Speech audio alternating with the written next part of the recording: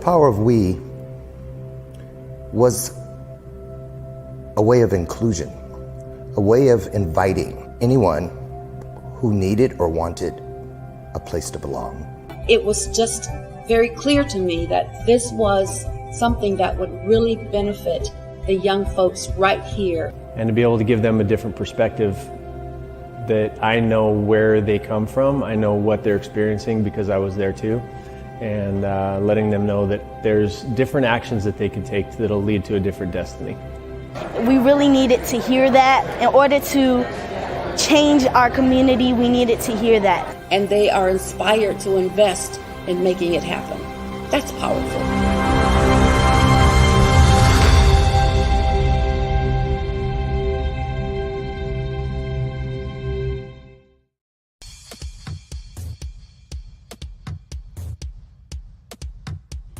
What's up, guys? Todd Special here, and I'm excited to tell you that I'm going to be one of several extraordinary speakers at an event called The Power of We on April 28th.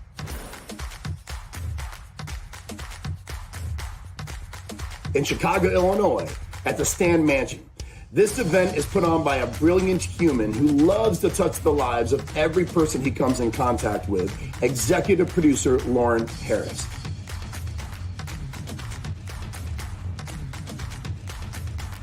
This event is for the kids, so we're going to keep it clean, but we're going to keep it fun and very impactful. So if you're busy on April 28th, get unbusy. If you think this event isn't for you, you are wrong. Guys, join us April 28th at the Stand Mansion in Chicago, Illinois, for probably one of the most powerful events of the year, The Power of We.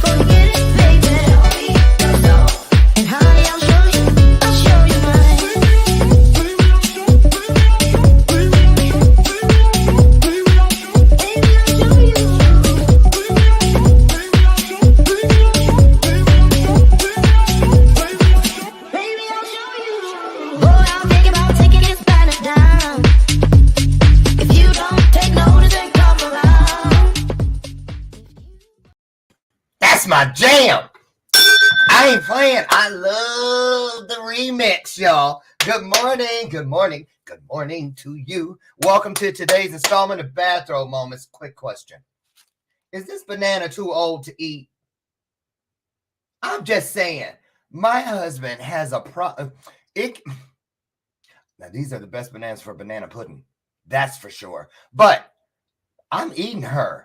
Right. She is a goner. Out of here. I don't know what he's also. He hates bananas. He has this thing against bananas. You know why? This is so funny. Everybody in his family calls him the banana boy because when he was like in second grade, his mom kept putting bananas in his lunch pail and he took them out and put them in the window well of the neighbors and like all over the winter. And then spring came and there were all these bugs and animals over there because there's like 20 some bananas in there. It was, and they made him pick them out with his little hands. And he said there was all kinds of things in there and he was screaming and crying. Anyway, so I think we can eat. Would you eat this banana? Put in the comments. Some people are so picky. And I got another banana question. You know those things, I saw one at Williams-Sonoma during the holidays when I was shopping, where you hang your bananas. Does that make them stay unlike this, I guess, overripe? Does it stop them or slow them from ripening? I want to know. Thank you. Anyway, got a great guest today. You guys know who it is. Pilot. You know, there's something about pilots. You know, it's true. I know. I watch them when I go to the airport. You know, you do too. Not so much the flight attendants anymore. That used to be a big deal when I was a little kid. Flight attendant. You know, but it's the pilots. You can tell they just walk like, you know, they do. And I'm always like, God, that's the one thing I always wished as a kid I could be, but I hated math. Wasn't happening. Plus, I don't know. I don't think I could drive something with no streets. I'm just saying, I need to stay in a lane. What are they? Right? It's just wide open. I don't think I could do it. We're going to find out how this guy did it. Oh, it's a pun because his name is actually Guy, right? He wrote a great book. I got it here. And we're going to talk about a lot of other things. But first, I have an announcement. If you got to know. If you don't, I don't know where you've been. Here in Chicago, they're royalty. They've been around. This is their 40th year. We are so proud to announce for the Power of We Symposium coming April 28th in Chicago. Sherry, I know you're out there. Drop where they can get those tickets because they are moving. Guess who our VIP kids are? Now, you know all of the kids are VIP, all 250 of them. They come from the hardest hit areas of our city, but they are some of the brightest, best. They just pour into us. We create history. We got an award from the last one from the United Nations for our work with their kids down in Atlanta, Gwinnett County. Thank you. Hats off to them. And we're going to make history again. So guess what I'm announcing? Wait a minute. I'm going to show you guys something. Wait. They are the first 30 kids that are booked for it, but they're also our headline entertainment during the day. The entire city will show out. I guarantee you we're going to sell out. Soon as we put the promo out about these, this choir of kids from around Chicago are 3-time, I think it's 3 or 4-time Grammy award winning kids. This choir has won multiple Grammys, and Dr. Walt Whitman, a staple of the Chicago, so many of these kids, 3 generations, he's had this for 40 years. So he has children now whose grandparents were in this same, choir years ago, and they are going to be performing and attending. I'm trying to find it. There it is. Power of We Symposium. I'm so excited. So here's a little taste. This was a couple months ago when they were on the Tamron show. Yeah, I don't know if you guys know about it, but take a look. This is Walt Whitman, Dr. Walt Whitman, and the Soul Children of Chicago. A little bit of put a little love in your heart. That's what's going to happen April 28th at the Stan Mansion here in Chicago. Take a look. We're featured in our Hour of Gospel episode that we did earlier in the year. They're internationally acclaimed, Grammy Award-winning youth gospel choir. They continue to inspire thousands, tens of thousands with their music, and they are so well taught and trained by an iconic conductor, Dr. Walt Whitman, and he joins us now. Okay, there's Dr. Whitman. So I'm scrubbing past him so we can get to the kids. I'm honored to know you. Okay, get ready. Okay, there, wait. Okay. Get ready. See you getting there. Please don't hesitate. Put the love in your heart.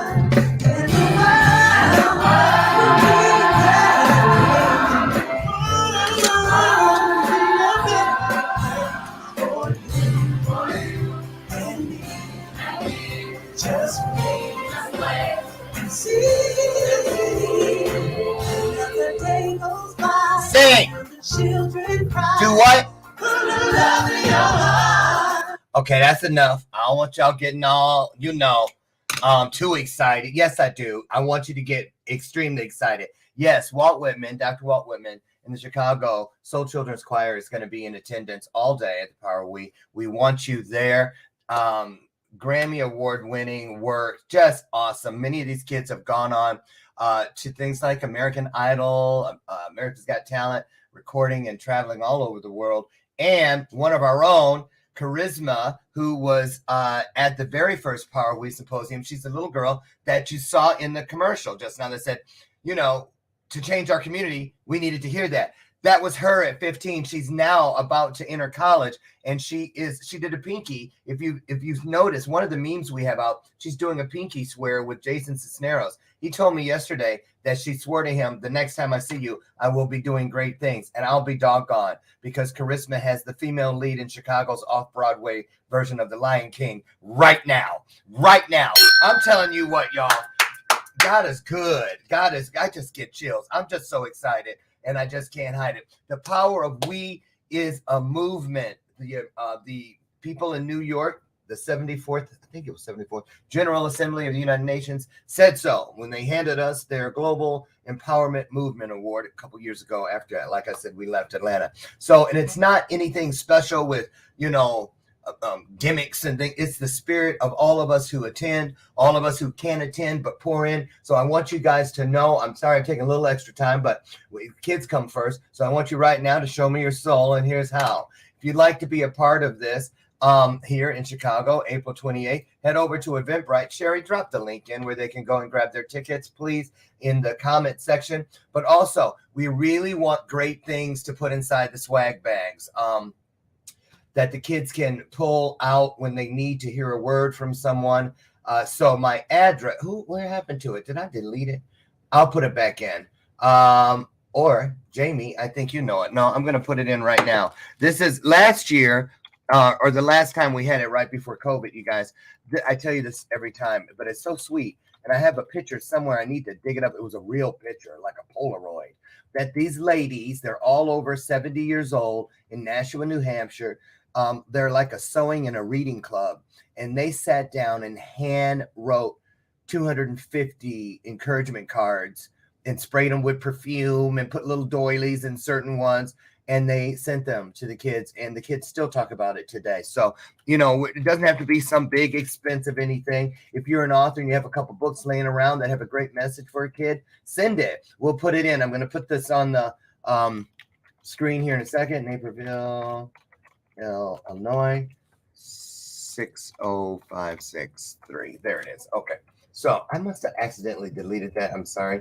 So there's the address, 1695 Smoky Court, Naperville, Illinois, 60563. Please get some things together, little bracelets, anything that if you were all alone, it's something that can make a kid remember that there are people in this world who care when the rest of the world makes them feel like they're on mute. Can I get an amen? We've all been there. Think about that one person that you ran into in your journey early, and they changed your life forever. That's what we're doing with the Power Week Symposium. Get over and grab your tickets. My guest today has been here before. I have some of his product upstairs right now. We're going to talk about that, but we're really going to talk about what he's been doing since he was here last year.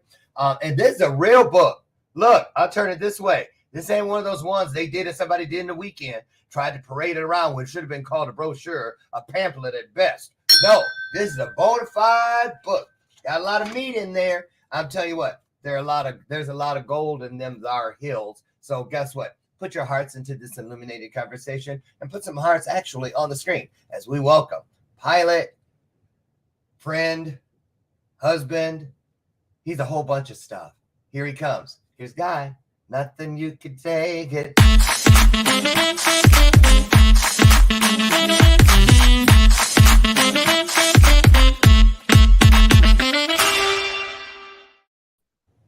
Hello, Guy. How are you? Well, good morning, Lauren. Good morning. Sorry, I'm 8:15. Not too bad.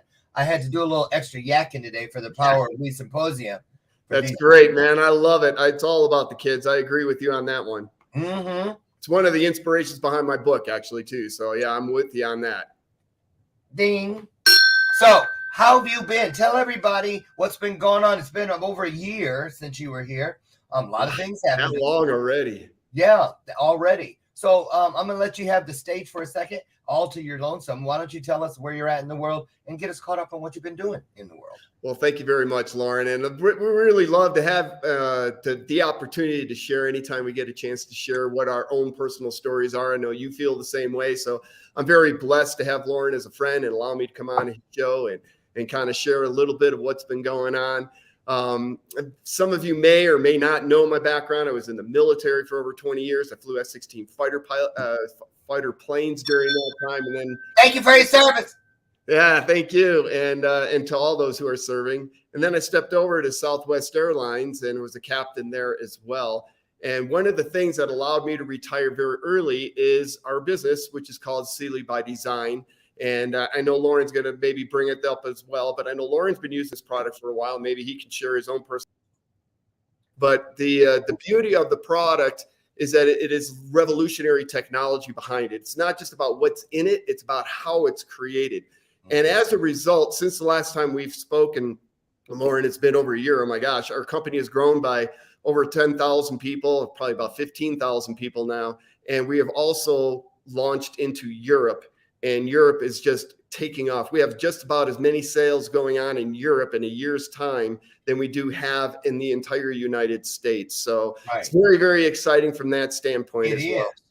And I just want people to know, I wouldn't blow smoke up nothing when it comes to, these things that all these products and things that claim to age us backwards or whatever. But I'm going to tell you, Cili really works. I'm serious, you guys.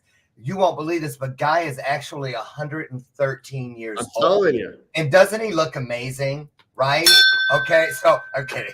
No, I look younger than the last time I was on your show. Let's put it that way. What?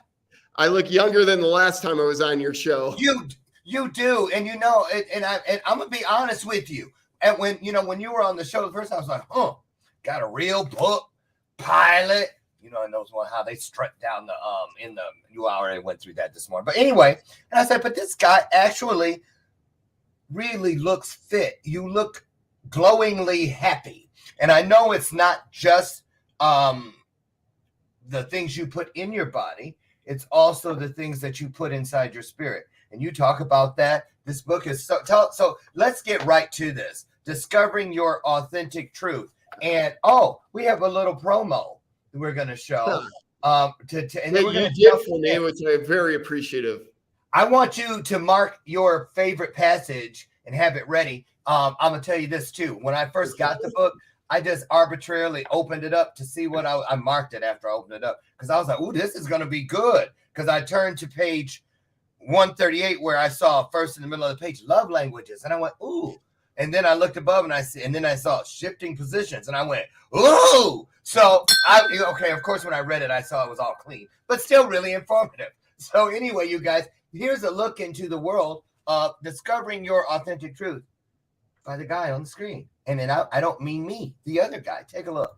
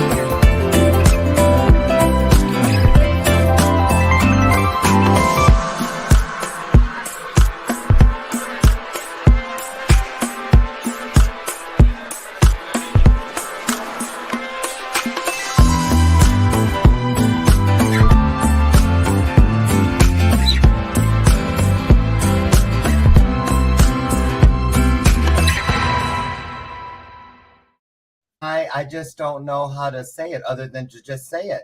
That commercial is absolutely brilliant. Yeah. Did you? Oh my God! Did you have to sell some property for that? I did his video, but you know what made it so easy was because I really love this book. I have my favorite part already marked that I want. Can I start?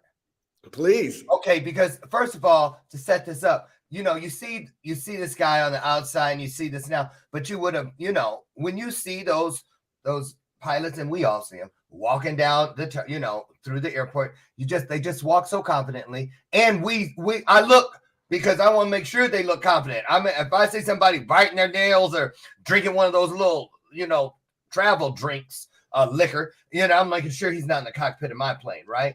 But there's a confidence and there's an air about it. But we would never have thought that while you were walking that walk, strutting that strut, many times you were boarding flights as a depressed man. All the things that we saw inside the promo, you have lived. Talk about that, because on the outside and what we see now just doesn't fit. How are you? What did you have to be depressed about? Well, we all go through life. I don't care how great it looks on the outside. There's one person that we have to live with all the time, and that's ourselves. And a lot of times that greatest battle is not with the spouse or with a friend or with the company or something like that. It's with ourselves. That's truly what it is. And I was going through those battles myself. I'm just, I'm human like anybody else. And even though I've had great successes in my life, there was places, and I got to a point where I was feeling stuck. I didn't feel like I was being my full and living my full embodiment of what was possible for myself. Really? Yeah. Now, how, a lot of people are going, well, good Lord, overachieve much? I mean, you're a pilot, you have a successful marriage, you have a successful second career. What else is there to accomplish? It's about, it's about becoming a better me each day. And then it's also about how can I serve the masses the best, like you. I mean, look what you do, Lauren. I mean, not only with the Power of We that you got going on right now that you're promoting and very involved with, but just with this show and how you're hoping, or you're not hoping, you are empowering other people to get their message out through your show. So it's really about how to move this planet into a better, higher level of consciousness and make it better for everybody. So that is an inner drive of my own. And I didn't feel like I was fulfilling that. I felt like I was just really stuck. Oh my goodness. That's my favorite part that I have fun. We did not rehearse this. Being stuck. Right. Because so many people. Okay. But before we get in there, because most time in interviews like this, the interviewer starts at, well, tell us about the day that you became depressed. You guys remember Dr. Skip Mondragon was here the other day, last week, and military, retired doctor from the military, or colonel, and how he found himself underneath his desk, ready to take his own life. Just went in, locked the door one day, had 5 kids at home and a beautiful wife. Who would have thought? So, but let's go to you. Let's go to, do you remember the day you opened the curtains? Figuratively speaking, opened the curtains and light was there again. Do you remember walking out back into what you have, or into what you have today? Does that stand out? Yes, it does. But I think what's even more important, Lauren, than that, and I will explain what that was, but is to be aware that you're stuck to begin with. And that was an enlightening moment. I was driving home from work late from Southwest, late at night. It was like around midnight, 1 o'clock. I got out of the car to open up our gate to our ranch at that time. And all of a sudden it dawned on me that I did not have a definitive purpose in life. And it was a light bulb moment, but then I didn't know what to do with it. Right. And I was through a series of circumstances, I was led to the lady that the book, she does the intro on it and everything, and who I learned all this from. And I was at one of her courses, and I had a huge release of anger. And believe it or not, anger turned out to be a very central point of what was holding me back in a lot of other different ways. And then also in that process, we released anger, sadness, and fear, which holds a lot of us back. And it just gave me a new breath of fresh air. And the other thing that's done it over the years is reading. I think reading is so valuable, and it's undervalued in the United States right now tremendously. Reading good books, good personal health, self-help books is so important because you don't get that education in school. Do you consider audible reading? Yes. In fact, my mentor is a big fan of it. He listens. He's doing a book a week. And some of these books are pretty big. I have a hard time with it. I've been trying to teach myself to get into audiobooks. Really? I just love having a book. I love having a pen in hand. And That's how writing. Brian is. My husband, yes. He devours them. I have ADHD. And when I was a kid, I lived in there because, you know, Hardy Boys and all that stuff. I was in there, right? Couldn't put them down. But as an adult, I don't know. I got to be doing stuff. So audio is great. So let me just ask you, because I know a lot of people may be assuming that, well, you know, there's a lot of pressure on a pilot.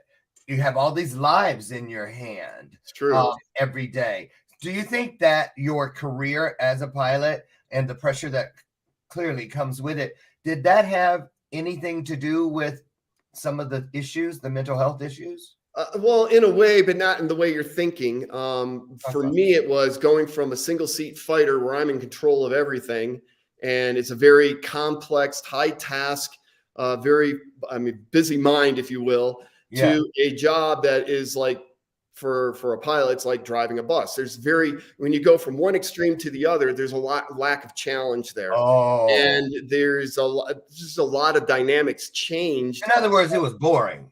Yeah, well, I wouldn't say boring, but it can be compared to wait a minute. Okay, I'm sorry, because now I'm excited even more. So was it adrenaline? Because I mean, you know, I worked at Williams when I was in the Air Force, and we trained all the F-15 fighter pilots, right, from all over the world, and you know, because other countries would send their people there. And I had friends that were pilots, and they'd be like, "Man, it's the rush when you're, you know, the speed and the tricks and all of that, and being there by yourself in that, you know, you're in this tight." So it's a real different experience, huh? Totally different experience. It's night and day. The only thing that's similar is that you're not on the ground. So do you think it was that dopamine thing? You know what I'm saying? Could have had part of it. Well, and it was also the lack of camaraderie. You know, in the military, especially in the fighter world, we're very tight. And then you go into this environment and there's very little. I mean, there is some, but it's very little. You're not hanging out with these people. Your lives aren't necessarily on, you know, in each other's hands like it is in the fighter world. So it's just a very different environment. And yes, I agree with you, Lauren. In that light, it did affect it. Let me ask you a question. Be honest too, because I already know the answer to it. I already know the answer. So the first day you got that flight suit, right? And you put that flight suit on. What'd you do? Head over to walk through the BX or something, huh? Because you know, and you go in town with it on. Because I'll tell you what, you guys, when they put those flight suits on, they become superheroes to themselves. Tell the truth though, what did that feel like when you finally got to slip inside that flight suit? There's something about a uniform, and I'll tell you, it is empowering. And when you put it on every morning, you know, you're stepping into an archetype. You truly are. And, you know, whether you're being a showman or being an author or being an executive at a corporation where you're just a line worker, a blue collar worker, every time you go to work, you are stepping into an archetype, whether you realize it or not. And yes, putting on that flight suit made it very real. Mm-hmm. Danya knows how real it is. Hey, Danya. Right. And Danya, quit playing. You know you wanted to spell it SWAGGA. And but you're like, they don't really know me like that yet. But I'm a swagger, right? So really, let's say, can I say hello to some of the people out there? Absolutely. See, you're just like when Danny Torres comes. It's always like 90% women. They see the promo like, ooh, you know, right? Good morning, Sherry McQueen. Love you, love you, love you. Ross is here. Ross McCreary, one of the men in attendance. Good morning to you. And Anna, how are you? Thank you for popping in today. We love to see your face, Jamie. Thank you. You're here live. Yes, you are. Adam Duvall from the UK. Now, that's a great segue. I love Adam. You know Adam? Oh, yeah. He's had me on a couple times on Mental Warriors. Oh, so Adam. Oh, so where'd Adam meet you originally? Out with it. Through you, I think. Aha! So, Adam Duvall, poaching, are we? I'm kidding. We always send people back and forth to each other. Carrie, good morning or good afternoon. I think it's still morning. I don't know. Whatever it is, hello to you over there in the UK. Well, that's great. You've been on his show. Those two, was it Carrie there, his wife? She's interviewed me as well. I love them. It's just crazy. Yeah, we love them. And wow, good for you. What did you say? Oh, Adam said he wouldn't eat that banana. Why not? Would you eat this banana? It's more healthy. Would you eat it? Absolutely. Okay, see, there you go. All of you out there, I want to get back to the interview, so I'm saying hello, Jeanette Ramos. Oh, look, a pilot. Wow. Hey, see you. See how there was. She's cute. She is cute. She coaches with me. Don't tell her that though. Took me months to get her out of that mindset. I'm kidding. And Robert Brooker, we cannot spend a moment without saying hello to you. I think I will be on one of the shows April 6th. One of what shows? What I miss, Robert?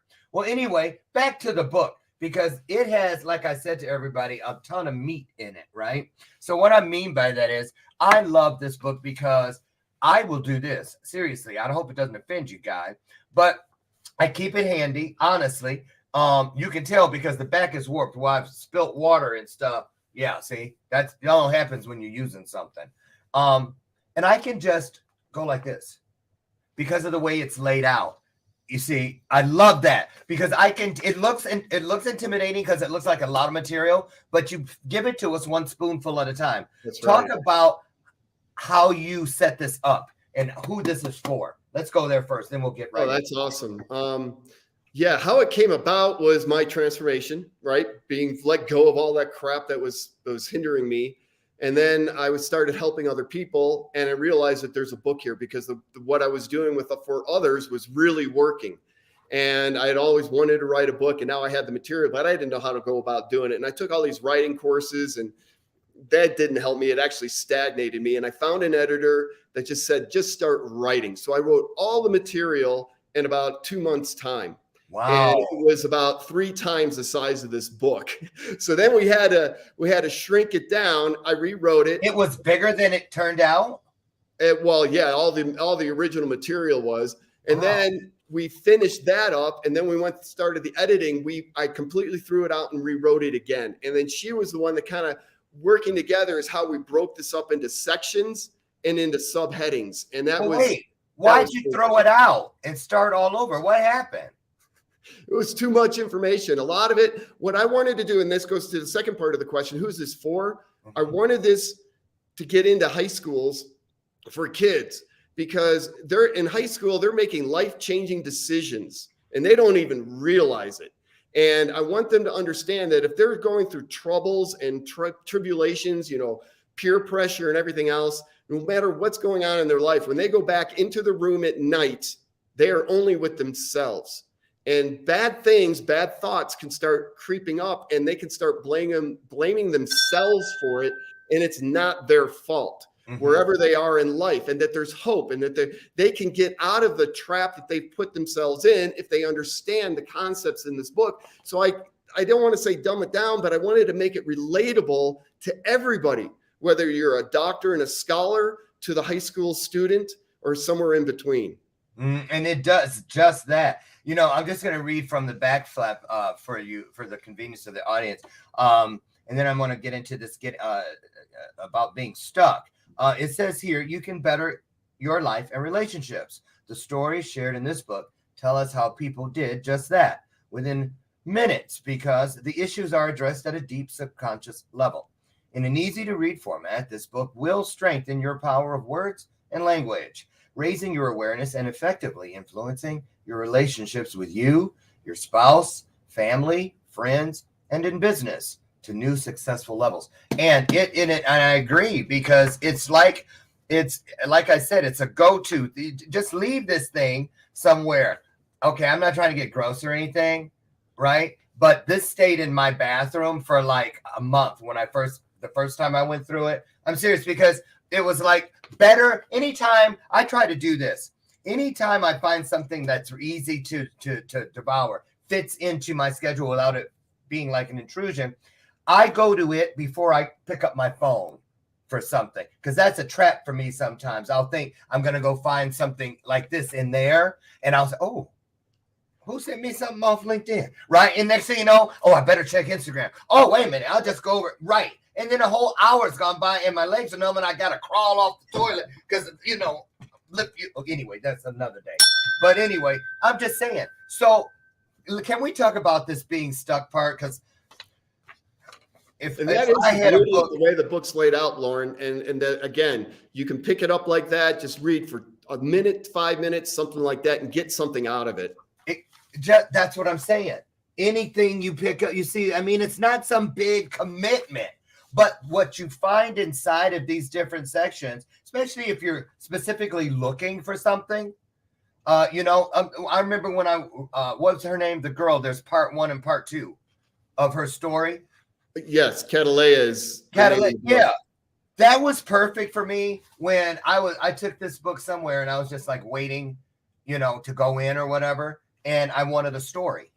And so I was like, well, that looks like a story because it says true stories. So I started there and it was perfect. I got it down. I wasn't distracted, but I got to go back to this being stuck thing because I work with a lot of people and I myself still deal with being stuck. And when I say that, I don't mean just places that I can't get past. I'm talking about mindsets that I can't get rid of. Like right now, the power of we. This is my 3rd one. We got an award from the United Nations, guys. That's awesome. Congratulations. Oh, thank you. But it feels, I still have the same fears as if it were the first time out, as if there's no social proof, as if, what if nobody comes? What if I miss something? What if I don't raise the money? What if? And I used to never look at that as being stuck because it just kept coming around when something big was on the table or on the conveyor belt. But I am stuck there. Why do you think it is a person like me would not be able to go, well, we've done this before. Well, I still have all the records. All the same people are pouring in. And then say, what? That's a crazy thinking. Why do you do that, Lauren? But I don't. I continue. I wake up with it every day.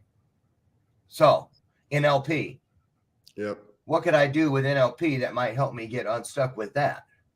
Yeah, I mean, there's a lot of different ways. It's a programming. It's deep within the subconscious mind. It's not something you're necessarily aware of why those thoughts are coming forward. Yeah. And it's just a process of going in and understanding from the subconscious mind to the conscious mind. And when you get those two things talking, then we can rewrite the programming and then it totally gets wiped out. And there's different exercises to do that. Yeah. Well, you landed it because I remember when I went to this, I specifically went to this spot and I still go to this spot because look, in the first line, you say this, and that made perfect sense to me and started changing the narrative for me. You said, the challenge is we get stuck in a frame, our map of reality, and it becomes very difficult to see another perspective. I broke that down because I love maps, you know what I mean? And I'm like, a map of my reality, it's in the frame. Like I put the picture in it. And so every time I look at it, it's going to look just like that because I put it in there. So right. I was like, okay, so what happens if I'm sick of a frame? Or I love the frame, but I'm sick of the picture. Switch it. Let's talk about that. How do you say, okay, I don't want to look at that frame or picture anymore. I just want to switch it out. Sounds easy. Like a slide in the projector, the old slide projector machines. Like, right. Like if I was to ask you, think of the very first bicycle you ever had. And do you have a picture of it? Is it in color or black and white? Mm-hmm. Is it large? Is it small? Is it panoramic? Is it moving? All these things, the last time you thought of your first bicycle was probably a long time ago, mm-hmm. but immediately you can put that image into your mind when you think about it. And that's like inserting that slide into the projector. And when you think about it from a perspective of like what we're talking about, a programming on how you think, what if you could take the way you thought, that slide out, and then put in a new slide? Like a Viewmaster. Remember those? Remember the Viewmaster you put in, you could sit there and go like this and click around? So... And that's a process. It's a process. That's something. It's a process. Look, you just said. So you have to work with somebody that understands how to take out that old slide and put in a new slide. Put a new one. So we're talking about NLP, neuro-linguistic programming, hypnotism. That's persuasion. Some people call what. So let's talk about your journey with it, because you talked about the woman who I'm assuming. When you said she wrote the foreword and stuff, she's the one who introduced you to this? Correct. Okay. So is that, did you think you were going to go in, she was going to do something like a person wants to quit smoking. They do it. They do it You come out, you don't smoke. That's it. Nice to have known you. That's what I thought I was going there for. And the journey turned out to be way more deeper than that, because I didn't understand about neurolinguistics programming. When I walked into that classroom, I was totally blown away. And it had me go very deep into Did you think you already knew? What is this shit? You know what I mean? Because I was like that when I first went in. I was like, I don't even believe in this, right? Yeah. But I soon did. So it wasn't a one and done then, correct? Well, no, it's a process for me, but it depends. Like the girl that you were mentioning, the story Catalea, she tried committing suicide, and she was a cutter for years. You know, a lot of teenagers cut. You know, they just can't get away from the pain. And so she was seeking an answer, didn't know how to get the answer. Through a series of fortitudes, we came together, and in 10 minutes, we wiped out the cutting and any thoughts of suicide whatsoever. So we took out the old slide and put in a new slide. Well, where you get the new slide from?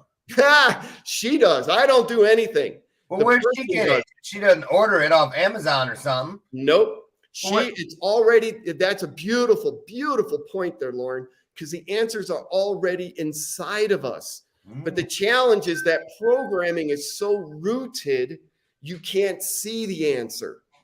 So if we can break the record, if we can break up that old programming and allow that person to see the real desire of where they want to be and where they want to go in life, we can do that. You know how I get through that subconscious mind. Exactly. Now, here's how I tell people, because you know my stuff, I tell people all the time, if God has a book behind his desk on the shelf about how we work together, they and I, it would say Motivation for Dummies. It'd be yellow, black, and white, because I mean, they give it to me so simplistic. And so for me, it felt like I was standing with one of those screens, like in the olden doctors, like on Call the Midwife. They had those screens that separated the rooms or the patients that were on wheels. You know, now they go like this, you know, in the hospital and just pull it. Or let's say that when you go in the emergency room and they pull that curtain, it was like I was standing on a curtain, and the NLP Ann lady, hypnotherapist, she went in and she moved it. She moved it out of the way, and it wasn't like she had to, like you said, it was already inside me. It was on the other side of that screen. She just wheeled the screen out of the way. That's how it felt to me. Almost like, you know, if you had a cataract that you could peel off, and it's like, oh, wow, I can see, you know. That's how it was for me. Now, I will say this. The positive thing didn't happen immediately for me. I had to do venting first. So did you experience anything like that? I had like nightmares and things that night terrors or things that scared me, or, you know, why did I just go there? All kinds of stuff that didn't make sense. And she told me, well, you're like purging. You're getting all this stuff out. So you get to the place in your subconscious where the light bulb comes on, ideas and inspiration and fearlessness and all of these things. And she was absolutely right. Right. And when those things happen, or if you have something that's showing up recurring that you don't necessarily want, you ask yourself, your subconscious mind, what's the gift? What are you wanting me to learn from here? Thank you for that gift. Now I let you go. Yeah. That's like banishing. Yes. That's a new thing for me that I'm into now. Forgiving I do from my human me, but banishment, I pull in all my spiritual heavyweights that are working. I do my soul, everything. I get it up here. I push that button underneath the desk. Security, you know, to get my soul involved. I literally do, Guy. I promise. I let my soul make those decisions the flesh me can't make or won't make.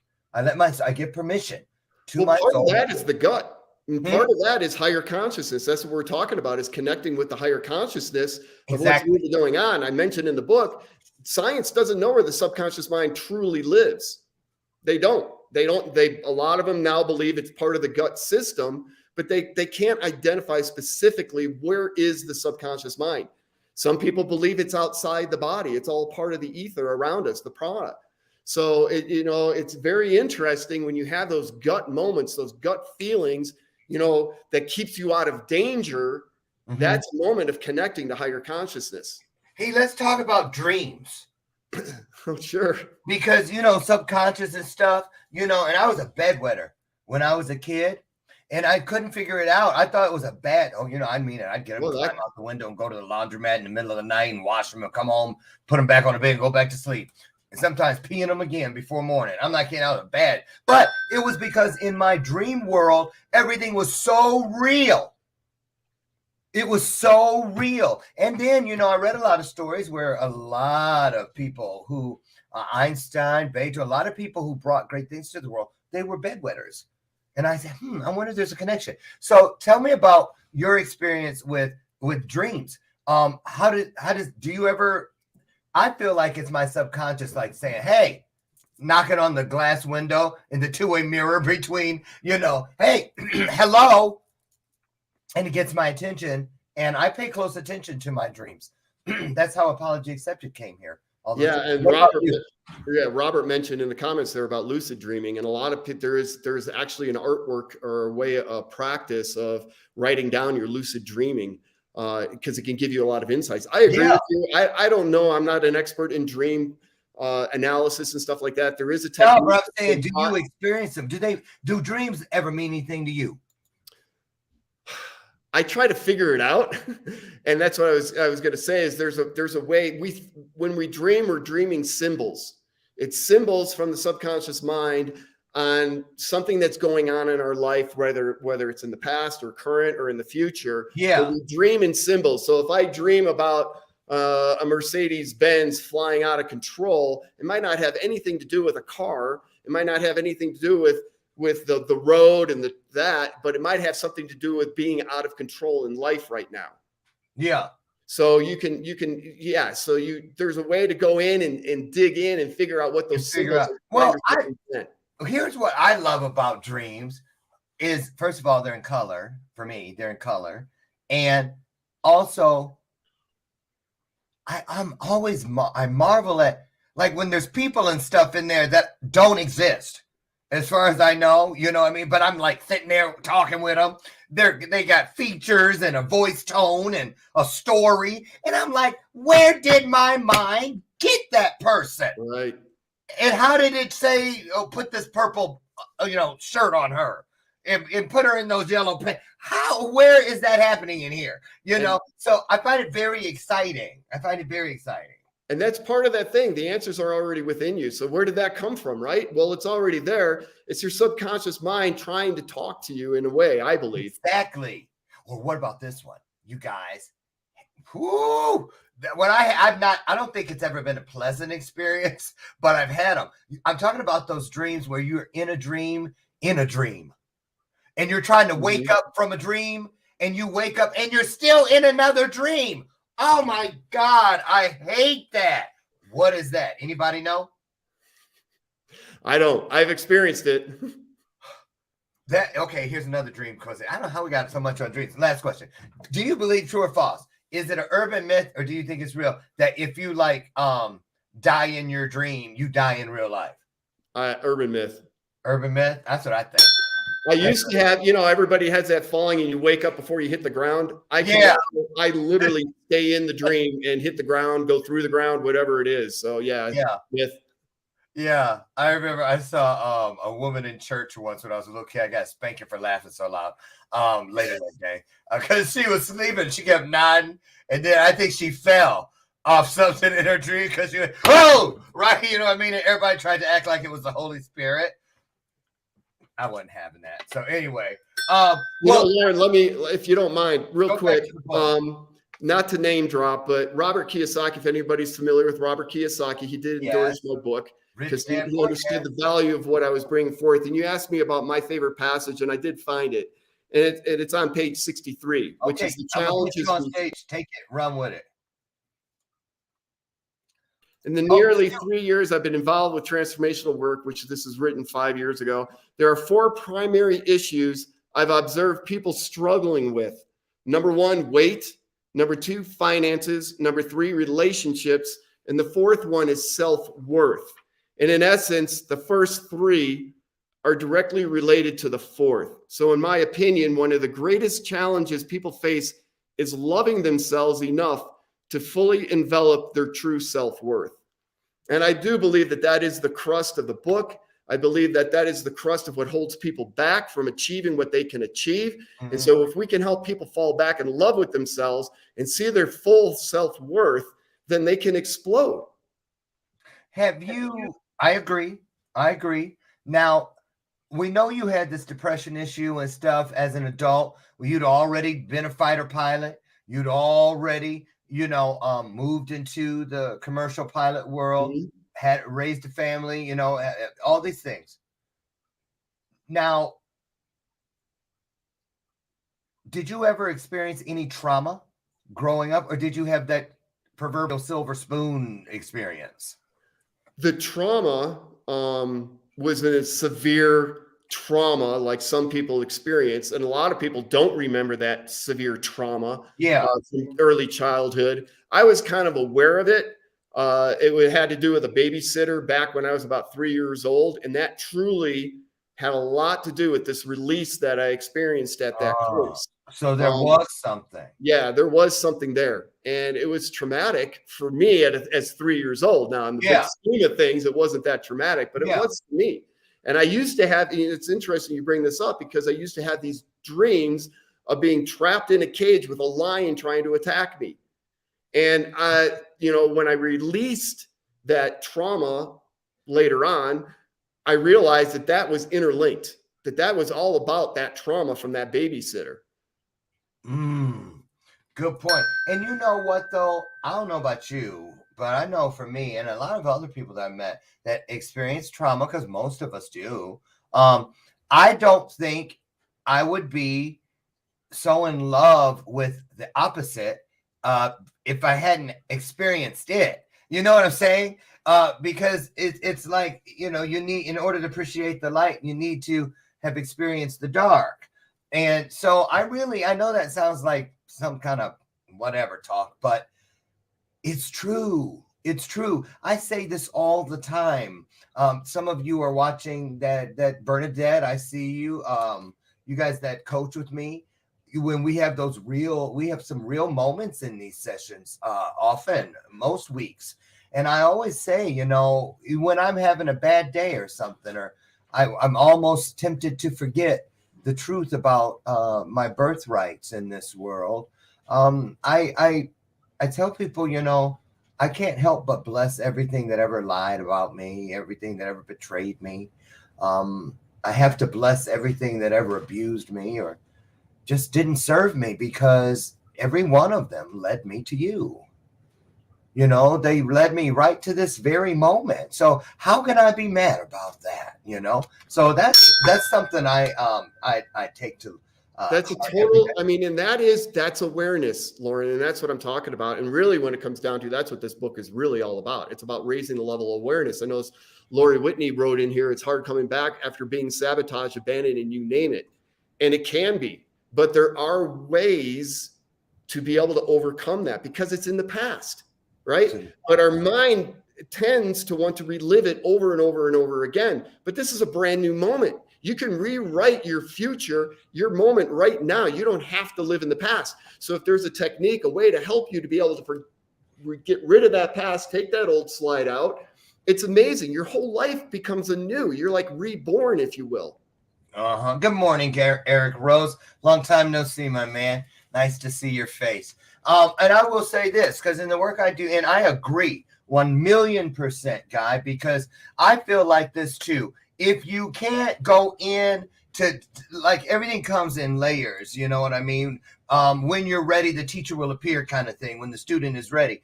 And I'll tell you this, when I do a lot of purpose work, and right now, like with P3, it's a program I have.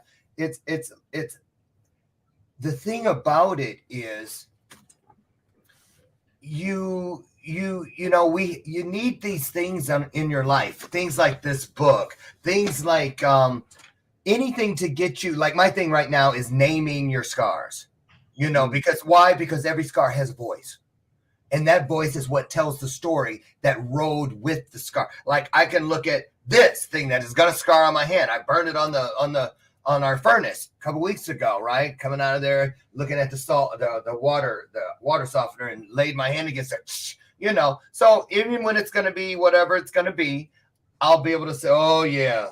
But someone go, what happened there? Put this directly on it. Are you serious? Yeah. Put a little bit on, put some drops on there and rub it into your hand. Okay. Definitely. Go on. What would you guys do if I did that today and then came back tomorrow and my hand was completely healed? Right? So, but you know, Guy, I'm serious. It's like what I love about healing is that it does give you a scar because we need to be reminded that we have lived through some things. It didn't kill us.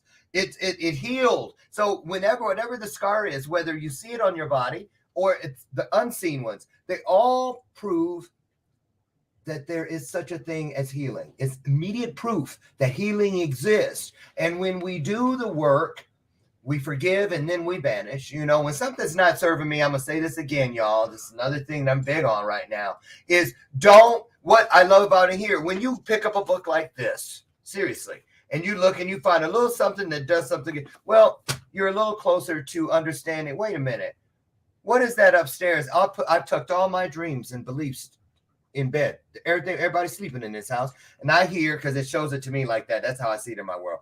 That little boy on the big wheel from The Shining, running around all through the hallways when people try to sleep. And so when I hear that in my house, I'm like, you dirty son of a, you know, I'm on my way. I'm gonna be there when I get there, you know, kind of thing. Because if we don't acknowledge and name the things within our world, past and present, that do not serve us, the longer we turn away or are afraid to look or change them, the more risk there is that one day we will serve them. Because if it ain't one thing, it's another. Nothing is ever about just one thing. So if it's something that's in my world not there to serve me, what else? You think I'm about, you thought I was, no. To the left, Felicia. Bye. Just like that. So, but let's talk real quick before we get out of here. Give our audience one thing they can do that's in this book. If you don't know where to start, do this. Chapter, I think it's 16. I feel like I'm in class. Awareness. Chapter 16. What page is that? It's 193. Okay. Because that's really what this comes down to. If you're aware, then you can do something about it. If you're unaware of it, then you're not aware of it. You just continue doing what you're doing, right? So if you want different results, you got to start doing something different. And here it is. It's going to start helping you to do that. So I write in the opening that I believe this is the most important chapter of the entire book. That's exactly what you said. Yeah. He said, you guys, this is a great way to go out. He goes, this is one of the most important chapters in this book. I encourage you to be fully present as you read through it. What you experience in life around you and within you is about awareness. As we've been learning, increasing your awareness changes everything in and around your world. Becoming consciously aware changes your internal map of how you experience your internal and external worlds. It provides you a wider frame of reference and the ability to maintain greater perspective. That's just a little bit out of this book right here. Here it is, Discovering Your Authentic Truth by Guy. How do you say it right? I always say Brilando. Brilando. Can you hear the bells, Brilando? And Lauren, before we go, I know we're out of time, but before we go, I did want to offer all your viewers something free. Free. Free. Okay, what is it? So we have this amazing product. You can reach out to me and I can fill you in on exactly what it is. But for anybody that's listening, I'd like to send you a free 3-day sample, no cost to you. I'll pay for the shipping. I'll pay for the product and everything. It tells you a little bit about it as well, and you can try it out for 3 days. I'll do that absolutely for free. Just email me at guybrilando@gmail.com. And I'll be happy to do that. Now, for those that are living in Europe, I can't send it to Europe like this, but if you want to try out the product, I can certainly sign you up as a customer. So, yeah, just reach out. There you go. And I'll drop that in the comments. Well, somebody just type it in, y'all there. GuyBrilando.com. And I want to thank you. It's always a pleasure. Thanks for coming back. We don't want to wait a whole year next time, guys. No, you it's know, always fun with you, Lauren. Appreciate thank you. it. Same here. Same here. How's your wife doing? She's doing fantastic. In fact, we're gonna go out now and we're gonna go hit the slopes and do some turns here in Colorado. You got snow? Oh yeah, we ski. We're big time skiers. Oh my goodness. Well, tell her we said we love her. Thank you so much. God bless you. Keep doing what you're doing. You guys keep doing what you're doing. Tomorrow, show up. It's just us kids. We're going to have our one-on-one weekly illuminated conversation. The topic tomorrow, you'll find out in 1 hour. Go to the page. You're going to be shocked. Bring your A game. It's another illuminated conversation tomorrow morning. I'll meet you out front, God willing, at 8 a.m. Central so that we can fulfill one of the greatest promises ever extended. And that one is where two or more of us with a like mind, like spirit, a like soul, a like heart come together. It's not something might happen. You already know. Something great always happens. Have a great day. Be the blessing that you'd like to receive. Thank you so much. Bye-bye, everybody. Bye everybody. Thank you. Bye.